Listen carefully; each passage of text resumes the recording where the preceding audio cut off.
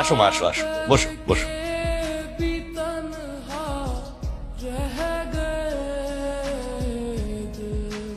আরে ছেলে মেয়ে তো আমাদের ঘরেরই ছেলে, এত দেখা দেখে কি আছে। হ্যাঁ সেটাই তো, সেটাই। তো ভাই সাহেব, আর দেরি না করে আমরা দিনক্ষণটা ঠিক করে ফেলি। হ্যাঁ হ্যাঁ ভাবি করেন।